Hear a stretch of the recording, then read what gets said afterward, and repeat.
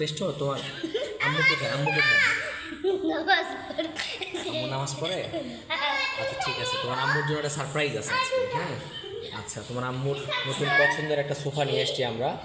হ্যাঁ আচ্ছা, আপনার নিয়ে আসেন, এটা নিয়ে আসেন।